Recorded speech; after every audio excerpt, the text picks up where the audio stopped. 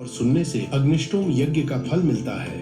समस्त कामनाओं तथा सिद्धियों के दाता भगवान नारायण इस तिथि के अधिदेवता हैं। पुत्रदा नाम की एकादशी है जो व्रत करने वाले मनुष्य को पुत्र देती है। जो मनुष्य एकाग्र चित्त होकर पुत्रदा एकादशी का व्रत करते हैं वे इस लोक में पुत्र पाकर मृत्यु के पश्चात स्वर्गगामी होते हैं। जागरण करने वाले को जिस फल की प्राप्ति होती है वह हजारों वर्ष तक तपस्या करने से भी नहीं मिलता।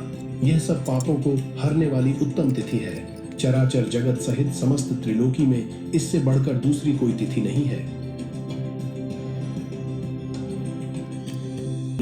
श्री कृष्ण, कृपा करके पौष मास के शुक्ल पक्ष की एकादशी का महात्म्य बतलाइए। उसका नाम क्या है, उसे करने की विधि क्या है, उसमें किस देवता का पूजन किया जाता है। भगवान श्री कृष्ण ने कहा, राजन, पौष मास के शुक्ल पक्ष की जो एकादशी है उसका नाम पुत्रदा है। पुत्रदा एकादशी को नाम मंत्रों का उच्चारण करके फलों के द्वारा श्री हरि का पूजन करे। नारियल के फल, सुपारी, बिजौरा नींबू, जमीरा नींबू, अनार, सुंदर आंवला, लौंग, बेर तथा विशेषतः आम के फलों से देव देवेश्वर श्री हरि की पूजा करनी चाहिए। इसी प्रकार धूप दीप से भी भगवान की अर्चना करे। पुत्रदा एकादशी को विशेष रूप से दीप दान करने का विधान है। रात को वैष्णव पुरुषों के साथ जागरण करना चाहिए। जागरण करने वाले को जिस फल की प्राप्ति होती है वह हजारों वर्ष तक तपस्या करने से भी नहीं मिलता। यह सब पापों को हरने वाली उत्तम तिथि है। चराचर जगत सहित समस्त त्रिलोकी में इससे बढ़कर दूसरी कोई तिथि नहीं है। समस्त कामनाओं तथा सिद्धियों के दाता भगवान नारायण इस तिथि के अधिदेवता हैं। पूर्व काल की बात है, भद्रावतीपुरी में राजा सुकेतुमान राज्य करते थे। उनकी रानी का नाम चंपा था। राजा को बहुत समय तक कोई वंशधर पुत्र नहीं प्राप्त हुआ, इसलिए दोनों पति पत्नी सदा चिंता और शोक में डूबे रहते थे। राजा के पितर उनके दिए हुए जल को शोकोच्छ्वास से गर्म करके पीते थे। राजा के बाद और कोई ऐसा नहीं दिखाई देता जो हम लोगों का तर्पण करेगा।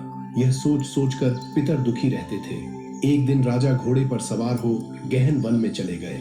पुरोहित आदि किसी को भी इस बात का पता न था। मृग और पक्षियों से सेवित उस सघन कानन मार्ग में कहीं सियार की बोली सुनाई पड़ती थी तो कहीं उल्लुओं की। जहां तन्हा भालू और मृग दृष्टिगोचर हो रहे थे। इस प्रकार घूम घूम कर राजा वन की शोभा देख रहे थे। इतने में दोपहर हो गई। राजा को भूख और प्यास सताने लगी। वे जल की खोज में इधर उधर भटकने लगे। किसी पुण्य के प्रभाव से उन्हें एक उत्तम सरोवर दिखाई दिया जिसके समीप मुनियों के बहुत से आश्रम थे। शोभाशाली नरेश ने उन आश्रमों की ओर देखा। उस समय शुभ की सूचना देने वाले शकुन होने लगे। राजा का दाहिना नेत्र और दाहिना हाथ फड़कने लगा जो उत्तम फल की सूचना दे रहा था। सरोवर के तट पर बहुत से मुनि वेद पाठ कर रहे थे। उन्हें देखकर राजा को बड़ा हर्ष हुआ। वे घोड़े से उतरकर मुनियों के सामने खड़े हो गए और पृथक पृथक उन सब की वंदना करने लगे। वे मुनि उत्तम व्रत का पालन करने वाले थे। जब राजा ने हाथ जोड़कर बारंबार दंडवत किया तब मुनि बोले, राजन, हम लोग तुम पर प्रसन्न हैं। राजा बोले, आप लोग कौन हैं? आपके नाम क्या है तथा आप लोग किस लिए यहाँ एकत्रित हुए हैं? कृपया यह सब बताइए। मुनि बोले, राजन, हम लोग विश्वदेव हैं। यहाँ स्नान के लिए आए हैं। माघ मास निकट आया है। आज से 5वें दिन माघ का स्नान आरंभ हो जाएगा। आज ही पुत्रदा नाम की एकादशी है जो व्रत करने वाले मनुष्य को पुत्र देती है। राजा ने कहा, विश्वदेवगण, यदि आप लोग प्रसन्न हैं तो मुझे पुत्र दीजिए। मुनि बोले, राजन, आज पुत्रदा नाम की एकादशी है। इसका व्रत बहुत विख्यात है। तुम आज इस उत्तम व्रत का पालन करो। महाराज, भगवान केशव के प्रसाद से तुम्हें पुत्र अवश्य प्राप्त होगा। भगवान श्री कृष्ण कहते हैं, युधिष्ठिर। इस प्रकार उन मुनियों के कहने से राजा ने उक्त उत्तम व्रत का पालन किया। महर्षियों के उपदेश के अनुसार विधिपूर्वक पुत्रदा एकादशी का अनुष्ठान किया। फिर द्वादशी को पारण करके मुनियों के चरणों में बारंबार मस्तक झुकाकर राजा अपने घर आए। तदनंतर रानी ने गर्भ धारण किया।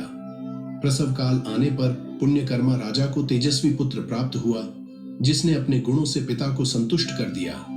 वह प्रजा का पालक हुआ। इसलिए राजन, पुत्रदा का उत्तम व्रत अवश्य करना चाहिए। मैंने लोगों के हित के लिए तुम्हारे सामने इसका वर्णन किया है।